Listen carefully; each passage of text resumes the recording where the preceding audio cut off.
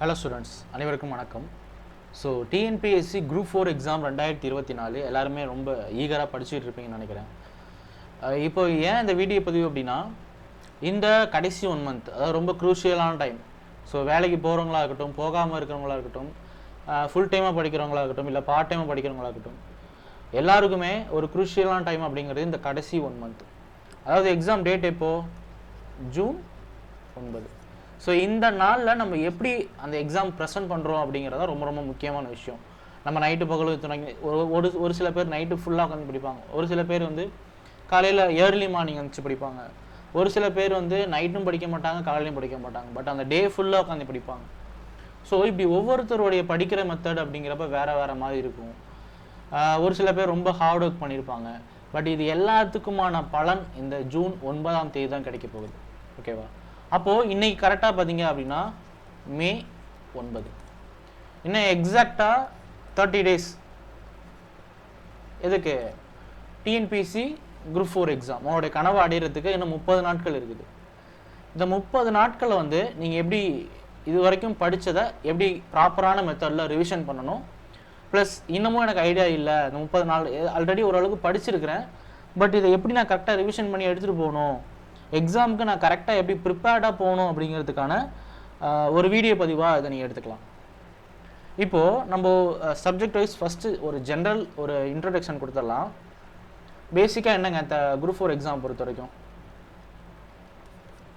எக்ஸாமில் மொத்தம் 200 கொஸ்டின்ஸ் இருக்கும். இந்த 200 கொஸ்டின்ஸ் எப்படி பிடிப்பாங்க? ஜென்ரல் தமிழ் எத்தனை கொஸ்டின்? 100 கொஸ்டின். அடுத்து ஜென்ரல் ஸ்டடீஸ் சொல்லக்கூடிய பொது அறிவுலேருந்து 75 கொஸ்டின், ஆப்டிடியூட் 25. ஸோ டோட்டலாக 200 கொஸ்டின்ஸ். இப்போ இந்த 200க்கு நான் எவ்வளோ எடுக்கணும்? 170+. தாராளமாக உங்களுக்கு ஒரு போஸ்ட் உண்டு. இந்த ஏன் நான் கண்ணை மூடிட்டு 170+ன்னு சொல்கிறேன்னா, 2022 இந்த எக்ஸாம் இருக்கு இல்லையா, குரூப் 4 எக்ஸாம், இதனுடைய கடைசி கட் ஆஃப் பார்த்தீங்க அப்படின்னா ஜென்ரலில் இல்லை, பிசியில் சொல்கிறேன்.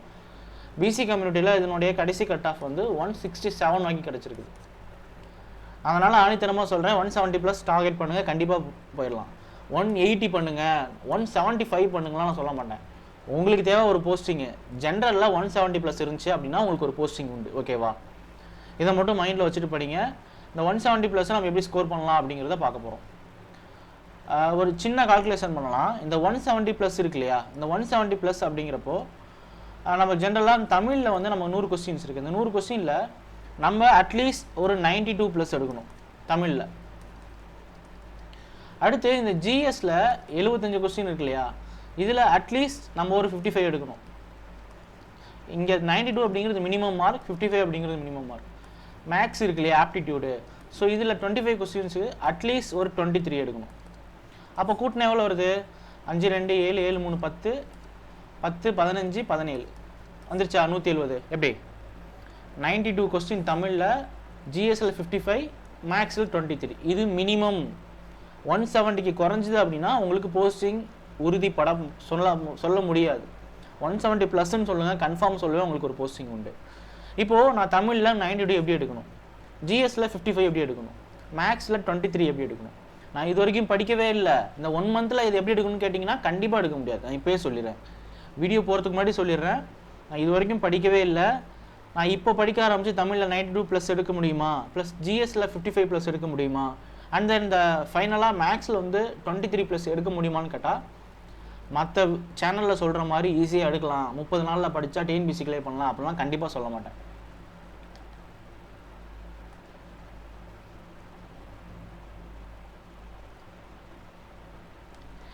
ஏன்னா உண்மை என்னன்னா எடுக்க முடியாது, இதுதான் உண்மை. ஓகேவா? நான் ஆல்ரெடி படிச்சுக்கிட்டு இருக்கேன், பட் நான் படித்ததெல்லாம் அளவுக்கு மறந்த மாதிரி இருக்குது. நான் அடுத்தடுத்து படிக்க முன்னாடி படித்ததெல்லாம் மறந்துட்டு வர மாதிரி இருக்குது. இந்த கடைசி 1 மந்தில் நான் படித்ததெல்லாம் எப்படி ரீகால் பண்ணி எக்ஸாமுக்கு ஃபுல் ப்ரிப்பேர்டாக போகிறதுக்கு ஏதாவது ஒரு ஐடியா கொடுங்க அப்படின்னா அந்த மாதிரி பார்க்கக்கூடிய ஸ்டூடெண்ட்ஸ்க்கு மட்டும்தான் இந்த வீடியோ. ஓகேவா? ஓகே. இப்போது தமிழ் எடுத்துக்குவோம். தமிழை பொறுத்த வரைக்கும் நீங்கள் இது வரைக்கும் எவ்வளோ படிச்சிருங்க படிக்கல அது மேட்டரே கிடையாது. இப்போ நீங்கள் என்ன பண்ணணும் 30 days அப்படின்னா, தமிழ் டெய்லி ரிவிஷன் 2 hours. ஓகேவா? இந்த 2 hours அப்படிங்கிறது ஒவ்வொருத்தவங்களுக்கும் டைம் மாறலாம். நான் பார்ட் டைமாக படிக்கிறேன் அப்படின்னா அவங்களுக்கு 2 hours படிக்க முடியாது. நான் ஃபுல் டைமாக படிக்கிறேன் அப்படின்னா தாராளமாக 2 hours படிக்கலாம். ஓகேவா? பட் டெய்லி தமிழ் ரிவிஷன் பண்ணியிருக்கணும். தமிழை பொறுத்த வரைக்கும் new book 6th to 10th new book 100% படிச்சிருக்கணும். அட்டை டு அட்டைன்னு சொல்லுவாங்கள்ல, கவர் டு கவர் 100% படிச்சிருக்கணும். 11th 12th நியூ புக்கு சிலபஸில் இருக்கிற டாபிக்ஸ் மட்டும் படிங்க. நான் சொல்கிறது என்ன, சிலபஸில் இருக்கிற டாபிக்ஸ் மட்டும் படிங்க. பட் 6th to 10th மட்டும் 100% நீங்கள் முடிச்சிருக்கணும். ஓகேவா? அப்போது ஓல்டு புக்கு என்ன சார் பண்ணுறது அப்படின்னு சொல்லி கேட்டிங்க அப்படின்னா, ஓல்டு புக்கு இருக்கக்கூடிய 30 நாட்கள் நான் இப்போ தான் நியூ புக்கு ஃபுல்லாக முடிச்சுட்டு ஓல்டு புக்கு எடுக்க போகிறேன் அப்படின்னா கண்டிப்பாக எடுக்காதீங்க. அப்போ ஓல்டு புக்கிலேருந்து கொஸ்டின் வருமே சார், என்ன சார் பண்ணுறதுன்னு கேட்டிங்கன்னா அதுதான் ஒரு ஐடியா வச்சுருங்க. சிம்பிளாக தான் சொல்கிறேன். 2012 2024 வரைக்கும் நடந்த ஜென்ரல் தமிழ் நிறைய எக்ஸாம்ஸ் நடந்துச்சு இல்லையா, அதில் கேட்கப்பட்டிருக்கக்கூடிய ஜென்ரல் தமிழ் பொது தமிழினுடைய வினாத்தாளினுடைய தொகுப்பு நம்மளுடைய குழுவில் வந்து வளைஞ்சிருக்கும். டெலகிராம் குரூப்பில் வந்து போட்டிருக்கோம். ஸோ அது என்ன பண்ணுறீங்க அப்படின்னா, ஓல்டு புக்கு படிக்காதீங்க. அதற்கு பதிலாக 2012 2024 வரைக்கும் கிட்டத்தட்ட 12 years இந்த ஜென்ரல் தமிழ் பாட்டிலேருந்து கேட்கக்கூடிய இந்த 100 மதிப்பெண் கொண்ட 100 வினாக்கள் இருக்கு இல்லையா, அந்த வினாக்கள் கொண்ட வினா தொகுப்பை மட்டும் நீங்கள் பாருங்கள். நீங்கள் ஃப்ரீயாக நைட்டு படுக்கிறப்ப எல்லாம் படித்து முடிச்சு நைட்டு படிப்பீங்க இல்லையா, ஸோ இந்த 30 நாட்கள் இதை ரெகுலராக பண்ணுங்கள். It's more than enough. ஓகேவா? இதற்கப்புறம் நான் ஓல்டு புக்கை படிக்க போகிறேன் அப்படின்னு சொல்லி படிச்சிங்க அப்படின்னா நியூ புக்கில் இருக்கிறது எல்லாமே கண்டிப்பாக மறந்தும். ஸோ அதனால் இது வந்து கடைசியாக பண்ணக்கூடிய தவறுகளில் மிக முக்கியமான ஒன்று. ஓல்டு புக்கை எடுக்காதீங்க. அதற்கு பதிலாக ப்ரீவியஸ் இயர் கொஸ்டின், ஜென்ரல் தமிழினுடைய ப்ரீவியஸ் இயர் கொஸ்டின்ஸ் அந்த கம்பைலேஷன் பண்ணி நம்ம குரூப்பில் போட்டிருக்கோம். ஸோ அதை நீங்கள் மறக்காமல் யூட்டிலைஸ் பண்ணி அதை டெய்லி பாருங்கள். ஓகேவா? தமிழுக்கு நீங்கள் இதை தான் பண்ணணும். டெய்லி ரிவிஷன் பண்ணணும். 6th to 10th வரைக்கும் 100% நீங்கள் படிச்சிருக்கணும். 11th 12th எல்லாம் படிக்க வேணாம், சிலபஸ் டாபிக்ஸ் மட்டும் படிங்க. ஓகேவா? ப்ளஸ் ஜென்ரல் தமிழுடைய ப்ரீவியஸ் இயர் கம்பைலேஷன் அந்த PDF எடுத்துக்கிட்டு பிரிண்ட் அவுட்லாம் போடாதீங்க, PDF-ஆக ஜஸ்ட் ஸ்க்ரோல் பண்ணி ஃப்ரீயாக இருக்க டைமில் பாருங்கள். இப்போது GS ஜென்ரல் ஸ்டடீஸ். ஜென்ரல் ஸ்டடீஸை பொறுத்த வரைக்கும் நம்ம சிலபஸ் டாபிக் வைஸ் போகலாம். யூனிட் 1 என்னது? சயின்ஸ். இந்த சயின்ஸ் நான் எப்படி படிக்கணும், இது வரைக்கும் நீங்கள் படிச்சிருந்தீங்க அப்படின்னா அதை ரிவிஷன் பண்ணுங்கள். இல்லை நான் சயின்ஸே இது வரைக்கும் தொடரல அப்படின்னா 10th சயின்ஸ் மட்டும் பாருங்கள். 10th சயின்ஸை மட்டும் பாருங்கள். ஓகேவா? டைம் எக்ஸ்ட்ரா கிடச்சிது அப்படின்னா 6 to 10 வரைக்கும் உள்ள டூ யூ நோ பாருங்கள். ஓகேவா? 10th சயின்ஸ் மட்டும் படிச்சுக்கோங்க. 6 to 10 வரைக்கும் கூடக்கூடிய உங்களுக்கு தெரியுமா தொகுப்பு டூ யூ நோ பாக்ஸஸ் மட்டும் டைம் இருந்ததுன்னா பாருங்கள். இல்லை டைம் இல்லை அப்படின்னா 10th சயின்ஸ் மட்டும் படிங்க இந்த இருக்கக்கூடிய டைமில். அடுத்து யூனிட் 2 என்ன? Unit 2 current events. இந்த கரண்ட் ஈவெண்ட்ஸ்க்கு ஜூலை 2023 மே 2024 வரைக்கும் கரண்ட் அஃபேர்ஸ் நீங்கள் கண்டிப்பாக பார்த்துருக்கணும். ஜூன் மாதம் பார்க்க வேணாம். ப்ளஸ் இதுக்கு முன்னாடி ஜூலைக்கு முன்னாடியும் போன வருஷம் பார்க்க வேணாம். ஜூலையிலிருந்து மே மாதம் வரைக்கும் கண்டிப்பாக கரண்ட் அஃபேர்ஸ் பார்த்துருக்கணும். இந்த கரண்ட் அஃபேர்ஸ்க்கு எக்ஸ்க்ளூசிவாக நம்மளுடைய சேனலில் வீடியோ வரப்போகுது. ஜூலை மாதத்துலேருந்து மே மாதம் வரைக்கும் 1 by 1 ஒவ்வொரு வீடியோ வரப்போகுது. ஸோ மறக்காமல் சேனலை ஃபாலோ பண்ணிக்கோங்க. இல்லை நான் டெய்லி நியூஸ் பேப்பர் படிச்சுட்டு இருக்கேன், அதோட கட்டிங் சென்டர் இருக்குது அப்படின்னா மறக்காமல் நீங்கள் ஃபாலோ பண்ணிக்கலாம். இல்லை எனக்கு தெரிஞ்ச ஒரு யூடியூப் சேனல் பண்ணுறாங்க, கரண்ட் அஃபேர்ஸ் பண்ணுறாங்க அப்படின்னா தாராளமாக நீங்கள் ஃபாலோ பண்ணலாம். பட் ஜூலை 2023 மே 2024 வரைக்கும் கரண்ட் அஃபேர்ஸ் பார்த்துருக்கணும். அடுத்து யூனிட் 3 ஜியாகிரஃபி. ஜியாகிரஃபியை பொறுத்த வரைக்கும் 10th மோர் தென் எனஃப். ஓகேவா? Plus two you know boxes வந்து இந்த 8thலலாம் இருக்கும், அதெல்லாம் கொஞ்சம் பார்த்துக்கோங்க.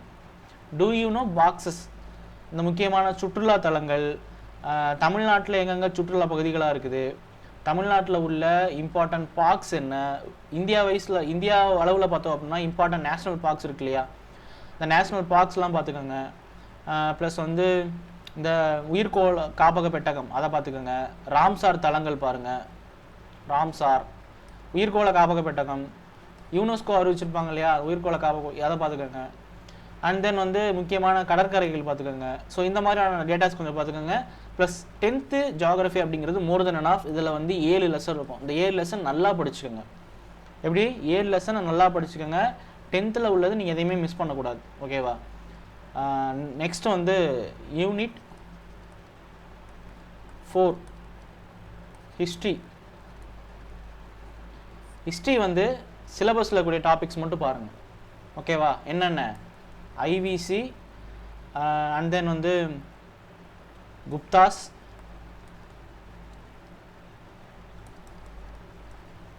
டெல்லி சுல்தான்,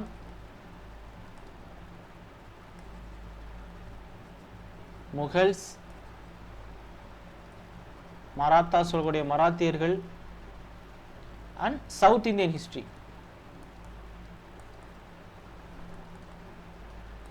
சேர சோழ பாண்டியர்கள். இப்போ இந்த ஐவிசிக்கு டு குப்தா நடுவில் இடைப்பட்ட காலத்துல புத்திசம் இருக்கு,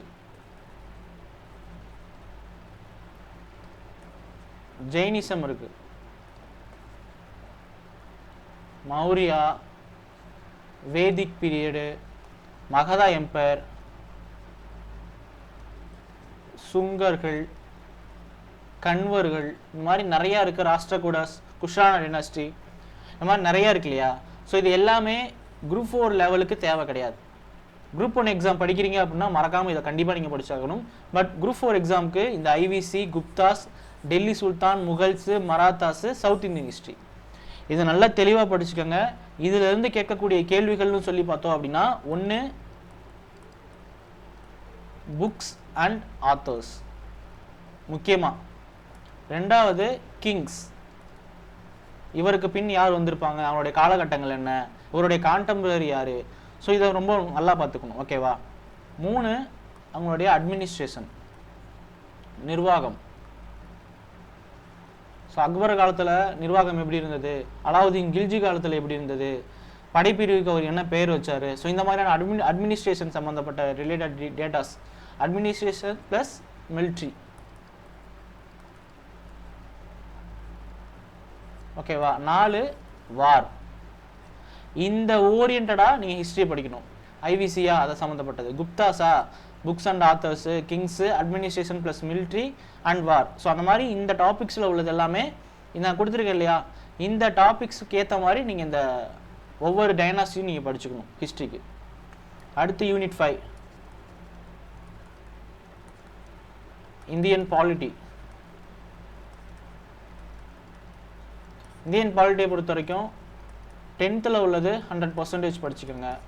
ப்ளஸ் 12th பாலிட்டி மஸ்ட்டு 100% படிச்சுக்கணும். 12th polity plus 10th polity. ஓகேவா? ரொம்ப ரொம்ப முக்கியமானது 10th polity plus 12th polity. Plus two you know, plus important articles. Already நம்மளுடைய சேனலில் வீடியோ இருக்குது, மறக்காமல் பார்க்காதவங்க பார்த்து செக் பண்ணிக்கோங்க. இந்த வீடியோவில் 200+ ஆர்டிகல்ஸ் வந்து ஈஸியாக ஞாபகம் வச்சுக்கிற மாதிரியான ஷார்ட்கட் மெத்தடில் சொல்லியிருக்கிறோம். ஸோ மறக்காமல் சேனலை செக் பண்ணி பாருங்கள்.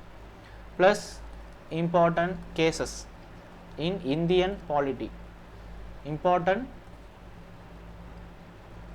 கேசஸ். ஓகேவா?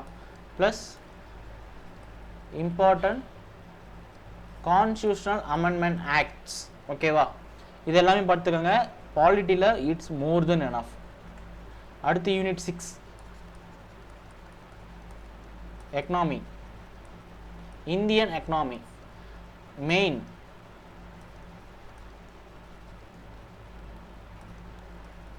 11th எக்கனாமிக்ஸ் ப்ளஸ் 12th எக்கனாமிக்ஸில் உள்ள 12th வந்து ஒரு அந்த பேங்கிங்கு, நேஷ்னல் இன்கம்லாம் வரும் இல்லையா. ஸோ அந்த மாதிரி ஒரு 3 லெசன்ஸ் ரொம்ப முக்கியமான லெசன்ஸாக இருக்கும், அதை மட்டும் பார்த்துக்கோங்க. மற்ற நம்ம சிலபஸில் இல்லாத லெசன்லாம் 12th படிக்க வேணாம். சிலபஸில் இருக்கிறத மட்டும் 3 லெசன் மட்டும் பார்த்துக்கோங்க. 11th பொறுத்த வரைக்கும் Tamil Nadu economy, Indian economy, so இந்த மாதிரி இம்பார்ட்டன்ட் லெசன்லாம் 11th இருக்கும். ஸோ அதை நல்லா பார்த்துக்கோங்க. அதில் உள்ள டேட்டாஸ்லாம் கொஞ்சம் ஓல்டு டேட்டாவாக இருக்கும், அதான் கொஞ்சம் பார்த்துக்கோங்க. ஃபார் எக்ஸாம்பிளுக்கு இப்போது ஹெல்த் இன்டெக்ஸ் 2016 டேட்டா கொடுத்துருப்பான்னு வச்சுக்கோங்க ஃபார் எக்ஸாம்பிளுக்கு புக்கில், ஸ்கூல் புக்கில். பட் இப்போது இதோடைய லேட்டஸ்ட் டேட்டா இருக்கும். அதை you have to check in official website. Check பண்ணிக்கோங்க, ஓகேவா? ஒன்ஸ் கிளாரிஃபை பண்ணுறதுக்காக செக் பண்ணிக்கோங்க. இந்த ஹெல்த் இண்டெக்ஸில் யார் வெளியிடுவா? நிதி ஆயோக், ஓகேவா? இந்தியன் எக்கனாமி பொறுத்த வரைக்கும் ஃபஸ்ட்டு நீங்கள் படிக்க வேண்டியது இந்த பிளானிங் கமிஷன். பிளானிங் கமிஷன்லேருந்து இந்த டிரான்ஸ்ஃபர்மேஷன் நிதி ஆயோக் அப்படிங்கிறது எப்படி வந்துச்சு, இது ரொம்ப ரொம்ப முக்கியம். இந்த நிதி ஆயோக்கினுடைய முக்கியமான அப்ஜெக்டிவ்ஸ் என்ன, இதனுடைய அப்ஜெக்டிவ்ஸ் என்ன, இதில் மெம்பர்ஸ் யார் யார், அதே மாதிரி இதில் மெம்பர்ஸ் யார் யார், ஓகேவா? எல்லாம் பார்த்துக்கோங்க. ப்ளஸ் இதனுடைய கரண்ட் சிஇஓ யார், முக்கியமாக வைஸ் பிரசிடெண்ட்டாக இருக்கிறவர் யார் யார். ஸோ இது எல்லாமே நீங்கள் இந்த நிதி ஆயோக் சம்மந்தப்பட்ட இதெல்லாம் பார்த்துக்கணும். ப்ளஸ் நிதி ஆயோக் கீழே என்னென்ன ஆர்கனைசேஷன் வருது, நிதி ஆயோக் வந்து என்னென்ன இண்டெக்ஸ் வெளியிடுறாங்க, அதில் வந்து இந்தியாவுடைய ரேங்க் என்ன, சரி ஒவ்வொரு ஸ்டேட் வைஸ் தமிழ்நாடுடைய ரேங்க் என்ன அப்படின்றதெல்லாம் நீங்கள் பார்த்துக்கணும். முக்கியமாக இந்த பிளானிங் கமிஷன் டு நிதி ஆயோக் வந்து எந்த விதமான ப்ராப்ளமும் இல்லாமல் நல்லா படிச்சுக்கோங்க, ஓகேவா? ஏன்னா நிதி ஆயோக் பிளானிங் கமிஷன்லேருந்து ரிப்பீட்டட் கொஸ்டின் வந்திருக்குது. இதனுடைய அப்ஜெக்டிவ்ஸ் நல்லா தெரியணும். மெம்பர்ஸ் யார் யார் இருக்கிறாங்க, எத்தனை மெம்பர்ஸ் ஃபுல் டைம் மெம்பர்ஸ், எத்தனை பேர் வந்து பார்ட் டைம் மெம்பர்ஸ், இதெல்லாம் கொஞ்சம் பார்த்துக்கணும், ஓகேவா? அண்ட் தென் வந்து important committees in Indian economy, Rangarajan committee, இந்த மாதிரி நிறைய கமிட்டிஸ் இருக்குது எக்கனாமிக்கில். ஸோ இதில் வந்து important committees in Indian economy பார்த்துக்கங்க. நீங்கள் அட்லீஸ்ட் வந்து நீங்கள் உங்களுக்கு கிடைக்கல அப்படின்னா கூட இம்பார்ட்டன்ட் கமிட்டிஸ் அப்படின்னு போட்டு யூபிஎஸ்சின்னு சர்ச் பண்ணிங்க அப்படின்னா உங்களுக்கு கிடச்சிரும், ஓகேவா? தமிழ் மீடியம் ஸ்டூடெண்ட்ஸ் என்ன பண்ணுறதுன்னு கேட்டிங்கன்னா, வெப்சைட் ஓப்பன் பண்ணுங்கள், கூகுள் க்ரோம் ஓப்பன் பண்ணி இந்த இடத்துல ஒரு 3 டாட் இருக்கும், அதை நீங்கள் தொட்டிங்க அப்படின்னா கூகுள் டிரான்ஸ்லேட் ஒரு ஆப்ஷன் இருக்கும். நீங்கள் அதை கொடுத்தீங்க அப்படின்னா அந்த பேஜ் அப்படியே தமிழுக்கு டிரான்ஸ்லேட் ஆகி வந்துடும், ஓகேவா? அடுத்தபடியாக 3வதாக இந்தியன் எக்கனாமி பொறுத்த வரைக்கும் ஜிஎஸ்டி அண்ட் அதர் டேக்ஸஸ். இந்த டேக்ஸஸ்லேருந்து கொஸ்டின் வரும். இந்த ஜிஎஸ்டி படிக்கிறப்போ நான் ஆல்ரெடி சொன்ன மாதிரி இதனுடைய மெம்பர்ஸ் யார் யார், ஜிஎஸ்டி கவுன்சில் பற்றி படிச்சுக்கோங்க. ஜிஎஸ்டி இருக்க சம்மந்தப்பட்ட ஆர்டிக்கல் என்ன, இதெல்லாம் கொஞ்சம் பார்த்துக்கோங்க ஜிஎஸ்டியை பொறுத்த வரைக்கும். 4 என்ன அப்படின்னா இந்த நேஷ்னல் இன்கம், தேசிய வருமானம். நீங்கள் இந்தியன் எக்கனாமி பொறுத்த வரைக்கும் நான் சொல்கிற டாபிக்ஸ் மட்டுமே நீங்கள் படித்தா போதுமானது. இப்போ 11th நான் லெசன் படிக்கணுமா தேவையில்லை என்ன கேட்டால்.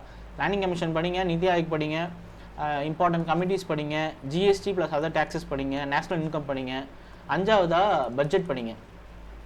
பட்ஜெட்டோடைய ஆர்கனைசேஷன் எப்படி இருந்தது, அது பட்ஜெட் வந்து இப்போது 2024 வரைக்கும் எப்படிலாம் வந்து டிரான்ஸ்ஃபார்ம் ஆகிருக்குது, இந்த 2024 பட்ஜெட்டினுடைய ஸ்பெஷல் ஃபியூச்சர்ஸ் என்ன, இது வந்து both central government and state government இது ரெண்டுனுடைய பட்ஜெட்டையும் படிச்சுக்கணும். பட்ஜெட்டில் சொல்லப்படக்கூடிய முக்கியமான திருக்குறள்லேருந்து இந்த திருக்குறள் அப்படியே கேட்குறான். ஸோ அதனால் அதெல்லாம் கொஞ்சம் பார்த்துக்கோங்க, ஓகேவா? பட்ஜெட்டை பொறுத்த வரைக்கும். அண்ட் தென் வந்து மெயினாக எக்கனாமிக்ஸில் கேட்கக்கூடிய கொஸ்டின்ஸ் இதில் இந்த டாபிக்ஸ்லேருந்து தான் வரும். அண்டு ஆர்பிஐன்னு சொல்லக்கூடிய பேங்கிங், ஆர்பிஐ எப்போ ஆர்கின் ஆச்சு, ஆர்பிஐனுடைய கண்ட்ரோல் என்னென்ன, ரெப்போ விகிதம்னா என்ன, மீள் ரெப்போ விகிதம்னா என்ன. ஸோ இதெல்லாம் கொஞ்சம் பார்த்துக்குங்க இந்த பேங்கிங் சம்மந்தப்பட்ட செக்டார்ஸில். மொத்தம் இந்த 6 டாபிக்ஸ் நீங்கள் எக்கனாமிக்ஸில் படிச்சிங்க அப்படின்னா கண்டிப்பாக உங்களுக்கு யூஸ்ஃபுல் ஆகும். 7 பார்த்தீங்க அப்படின்னா இந்தியன் நேஷ்னல் மூவ்மெண்ட், ஐஎன்எம் பொறுத்த வரைக்கும் பிரிட்டிஷ் நல்லா பார்த்துக்கோங்க. பிரிட்டிஷ் கண்டிப்பாக நல்லா பார்த்துக்கணும். முக்கியமாக இந்த 1765 1947 வரைக்கும் நடந்த இந்த முக்கியமான இன்சிடென்ட்ஸ்லாம் கொஞ்சம் பார்த்துக்கோங்க. இதற்கு இடைப்பட்டு நடந்த முக்கியமான வார் எங்கே, இந்த பிளாசி போர். பிளாசிலிருந்து இண்டிபெண்டன்ஸ் ஆக்ட் 1947. பிளாசி அப்படிங்கிறது 1947 1757 1757 பிளாசி போர்லேருந்து இந்தியன் இண்டிபெண்டன்ட் ஆக்ட் சொல்லக்கூடிய 1947 வரைக்கும் நல்லா பார்த்துக்கணும். ஓகேவா? ஓகே. ஸோ அடுத்தபடி என்ன பண்ணணும்? ஐஎன்எம் பொறுத்த வரைக்கும் முக்கியமான வார்ஸ், இந்த வாரில் என்னென்ன? ஆங்கிலோ மராத்தா வார் ஃபஸ்ட்டு, 2 ஆங்கிலோ மைசூர் வார்,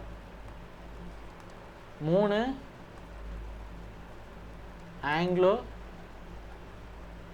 கர்நாடிக் வார். ஓகேவா? அண்ட் தென் இந்த பிளாசி போர் ப்ளஸ் இந்த பக்ஷார்னு சொல்லக்கூடிய பக்ஷார் போர், இதுக்கு ரெண்டுக்கும் இடைப்பட்டு இந்த 1765 போடப்பட்ட அலகாபாத் ட்ரீட்டி. அலகாபாத் ட்ரீட்டில் என்ன சொன்னாங்க இதை பார்த்துக்கோங்க. இந்த வார் சம்மந்தப்பட்டு படிக்கிறப்போ ஒவ்வொரு வாரம் முடிகிறப்பையும் ஒரு ட்ரீட்டி போட்டிருப்பாங்க, உடன்படிக்கை போட்டிருப்பாங்க. சென்னை உடன்படிக்கை எப்போ போட்டாங்க? பாரிஸ் உடன்படிக்கை எதுக்கு போட்டாங்க? ஸோ இந்த மாதிரி எல்லாமே கொஞ்சம் தெளிவாக படிச்சுக்கோங்க. மங்களூர் உடன்படிக்கை எதுக்கு போட்டாங்க? இந்த மங்களூர் உடன்படிக்கையின் படி அவங்க கொடுக்குற டிமாண்ட் என்ன, இதெல்லாம் கொஞ்சம் நல்லா பார்த்துக்குங்க வாரை பொறுத்த வரைக்கும். அடுத்து முக்கியமாக இந்த ஐஎன்எம் பொறுத்த வரைக்கும் முக்கியமான லீடர்ஸ் பார்த்துக்கணும். அதில் வந்து காந்தி ஃபஸ்ட்டு, காந்தி, நேரு, சுபாஷ் சந்திர போஸ், நிறைய பேர் இருக்காங்க இல்லையா? விஓசி, வாவு சிதம்பரனார், பாரதியார், அம்பேத்கர்,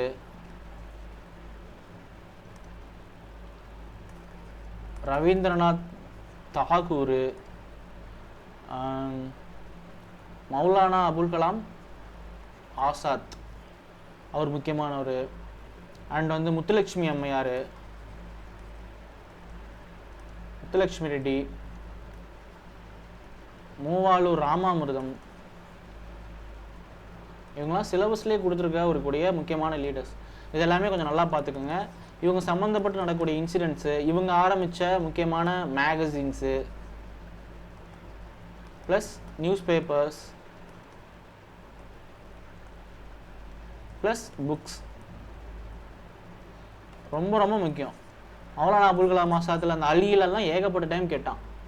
காந்தியினுடைய ஹரிஜன் பத்திரிக்கை அதெல்லாம் ரொம்பவே அதிகமாக ரிப்பீட்டடாக கேட்கக்கூடிய ஒரு கொஸ்டின், கேட்கப்பட்ட கொஸ்டின். ஓகேவா? ப்ளஸ் சுபாஷ் சந்திர போஸ் வந்து ஐஎன்எம், இந்தியன் நேஷ்னல் ஆர்மி, ஐஎன்ஏன்னு சொல்லக்கூடிய ஒரு ஆர்மி வச்சுருப்பார் இல்லையா?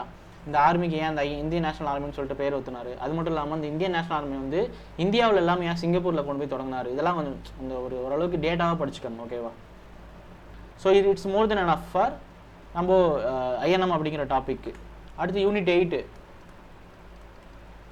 யூனிட் 8 பொறுத்த வரைக்கும் லிட்ரேச்சர் பாட்டு. இந்த லிட்ரேச்சரை பொறுத்த வரைக்கும் நம்ம தமிழில் படித்தது மோர் தென் எனஃப். ஜென்ரல் தமிழில் படிச்சிருப்போம் இல்லையா? அதுதான், வேற ஒன்றும் இல்லை இதில். அண்டு ரெண்டாவதாக பார்த்தோம் அப்படின்னா ஆர்கியாலஜிக்கலை பொறுத்த வரைக்கும் நம்ம ஸ்கூல் புக்ஸ்லாம் நிறையா இருக்குது. அது தாண்டி நியூஸ் பேப்பர்ஸ் ஜஸ்ட் சர்ச் பண்ணுங்கள்.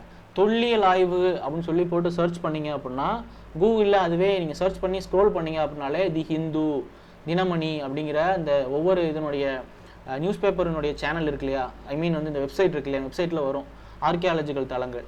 ஸோ அதெல்லாம் கொஞ்சம் பாருங்கள். முக்கியமாக அந்த வெம்பக்கோட்டை,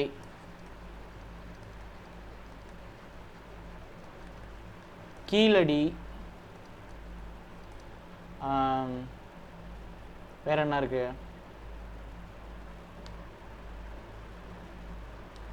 இந்த பொற்பனை கோட்டைன்னு ஒன்று இருக்கு இல்லையா, பொற்பனை கோட்டை, இந்த மாதிரி எக்ஸட்ரா நிறையா இருக்குது. இதெல்லாம் கொஞ்சம் பார்த்துக்கோங்க அந்த ஆர்கியாலஜிக்கல் சர்வே இதை பொறுத்த வரைக்கும். அடுத்து 3 பொறுத்த வரைக்கும் திருக்குறள் நம்ம ஜென்ரல் தமிழ் புக்கில் படித்தாதே போதுமானது, எக்ஸ்ட்ராலாம் எதுவுமே படிக்க தேவையில்லை.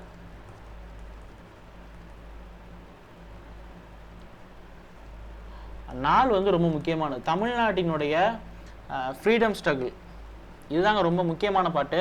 இந்த ஃப்ரீடம் ஸ்ட்ரகிளை பொறுத்த வரைக்கும் 10th புக்கில் நீங்கள் 5வது லெசனில் ஸ்டார்ட் பண்ணி 10வது லெசன் வரைக்கும் படிச்சுக்கணும்.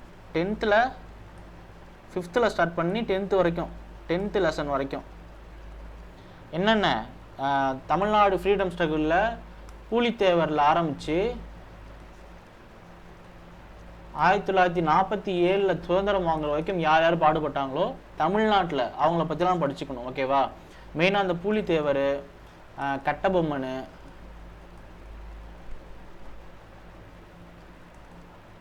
வேலு நாச்சியார்,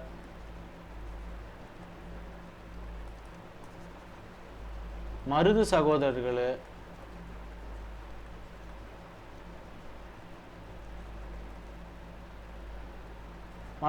கொண்டு வந்த அந்த தென்னிந்திய புரட்சி, சவுத் இந்தியன் ரெவல்யூஷன், ஸோ அதெல்லாம் வந்து நல்லா பார்த்துக்குங்க. இது எல்லாமே ரொம்ப இம்பார்ட்டன்ட். ப்ளஸ் தீரன் சின்னமலை, இதெல்லாம் ஸ்கூல் புக்கில் இருக்கக்கூடிய நபர்கள். இவங்க எல்லாத்தையும் நல்லா பார்த்துக்கோங்க. இதற்கு அப்புறமா வந்த இந்த மிதவாதிகள்னு சொல்லக்கூடிய சில தலைவர்கள் இருக்காங்க இல்லையா, ஸோ அவங்களையும் நல்லா பார்த்துக்கோங்க. அதற்கப்புறமா தீவிர தேசியவாதிகள்னு சொல்லக்கூடிய பாரதியார் ஆரம்பித்து சுப்பிரமணிய சிவா, விஓசி, இதெல்லாம் ரொம்ப ரொம்ப முக்கியமானது. விஓசி, பாரதி, சுப்பிரமணிய சிவா, ஸோ தமிழ்நாட்டில் ஆஷ் படுகொலை, இது எல்லாமே கொஞ்சம் நல்லா பார்த்துக்குங்க. ஓகேவா? யூனிட் 8ல் இது மோர் தென் எனாஃபாக இருக்கும். Plus social reform moments,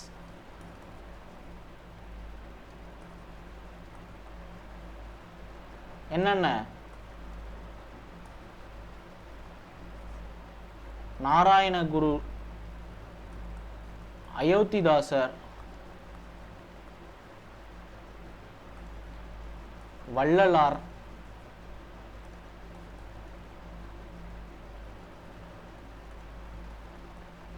Rettaimalai Srinivasan, MC ராஜா,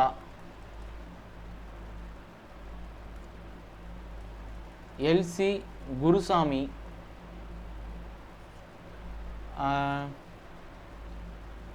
சுப்பிரமணிய ஐயர். ஓகேவா? இவங்க எல்லாத்தையும் வந்து நீங்கள் சோசியல் ரிஃபார்ம் மூமெண்ட்ஸில் பார்த்துக்கோங்க. ப்ளஸ்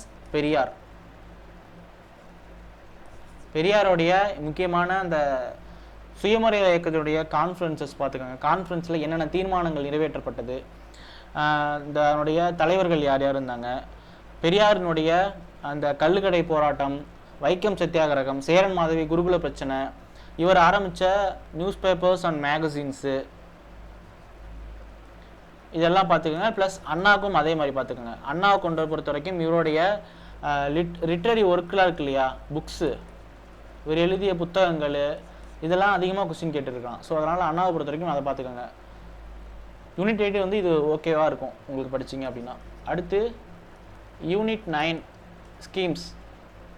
ஃபஸ்ட்டு ஸ்கீம்ஸை பொறுத்த வரைக்கும் டிஎம்கே பீரியட் ஸ்கீம்ஸு நல்லா முக்கியத்துவம் கொடுத்து பார்த்துக்குங்க. ரொம்ப ரொம்ப முக்கியம். டிஎம்கே பொறுத்த வரைக்கும்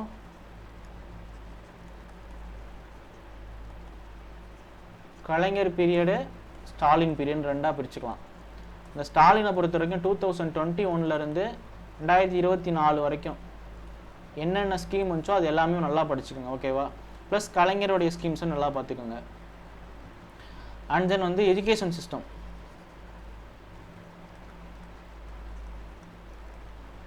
எஜுகேஷன் சிஸ்டத்தை பொறுத்த வரைக்கும் நேஷ்னல் எஜுகேஷன் பாலிசிஸ்,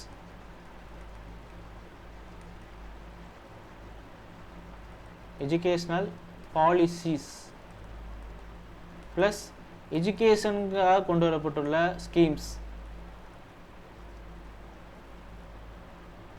இதெல்லாம் கொஞ்சம் நல்லா பார்த்துக்குங்க. ஓகேவா? அண்ட் தென் வந்து எக்கனாமிக், தமிழ்நாடினுடைய எக்கனாமிக் ரேட் என்ன என்ன என்ன இதில் இருக்குது அப்படின்றத கொஞ்சம் பார்த்துக்கணும்.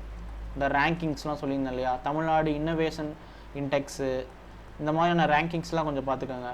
Plus HDI, human development index ரொம்ப ரொம்ப முக்கியம். HDI பொறுத்த வரைக்கும் HDIனுடைய ரேங்கிங், HDI எதை வச்சு கண்டுபிடிக்கிறாங்க, அதனுடைய டைமென்ஷன்ஸ் என்ன, HDI குறியீடுகள் வந்து எப்படி வெளியிடுறாங்க, டைமென்ஷன்ஸ் என்ன, ப்ளஸ் அதனுடைய இண்டிகேட்டர்ஸ் என்ன, இந்த HDI மாதிரி என்னென்ன விதமான இண்டெக்ஸ் இருக்குது, MPI இருக்குது, multi dimensional poverty index, plus வந்து ஹை HDI இருக்குது, inequality adjusted human development index, plus வந்து வேறு என்ன இருக்குது, ஜிடிஏ இருக்குது, ஜெண்டர் டெவலப்மெண்ட் இண்டெக்ஸு. ஸோ இந்த மாதிரி நிறைய இண்டெக்ஸ் இருக்கு இல்லையா, அந்த இண்டெக்ஸ் எல்லாமே கொஞ்சம் பார்த்துக்குங்க. ஓகேவா? It's more than enough for GS. அந்த கடைசி என்னது, ஆப்டிடியூட்.